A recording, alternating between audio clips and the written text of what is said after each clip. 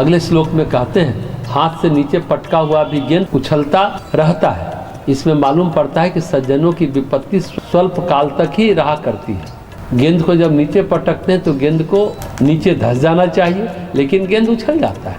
विपत्ति बहुत दिनों तक किसी का मार्ग रोक नहीं सकती। साधु अर्थात सज्जन पुरुषों को तो विपत्ति आती ही नहीं है, किंतु अगर प्रारब्ध के अनुसार कोई विपत्ति आ भी गई तो क्षणिक होती है। वे सिद्ध विपत्ति से जल्दी उबर जाते हैं। इसलिए साधु का विपत्ति काल भी हाथ से छूटकर पृथ्वी से टकराने में गेंद जितना समय लेती है, उसी प्रकार साधु का विपत्ति काल भी क्षणिक ही होता है। अगले श्लोक में महाराज भर्तृहरि कहते हैं, मनुष्यों के शरीर में रहने वाला आलस उसका सबसे बड़ा शत्रु है और पुरुषार्थ के बराबर कोई मित्र भी नहीं है।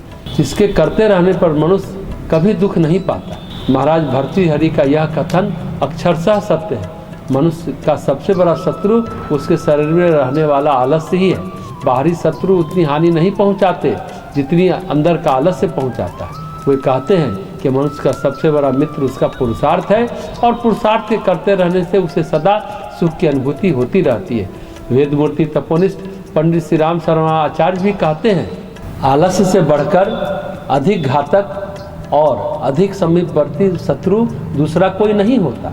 अगले श्लोक में महाराज भर्तृहरि कहते हैं, कटा हुआ भी पेड़ पुनः उत्पन्न होता है और क्षीण चंद्रमा भी पुनः बढ़ने लगता है। इसी नीति को समझते हुए सज्जन विपत्ति में भी दुखी नहीं होते हैं, सोचते हैं यह भी दूर हो जाएगा। दुख के बाद सुख और सुख के बाद दुख, यही प्रकृति का नियम है। वृक्ष को काट दिया जाता है किंतु कुछ समय बाद पुनः हरा भरा हो जाता है। इसी प्रकार अमावस की चंद्रमा पूरी तरह क्षीण हो जाती है और प्रतिपदा के समय से पुनः बढ़ने लगता है और पूर्णिमा को पूर्ण रूप से प्रकाशित हो संपूर्ण विश्व को शीतलता प्रदान करता है। इसी प्रकार सज्जन लोग दुखों से भयभीत नहीं होते और न ही सुख आने पर मदोन्मत्त होते।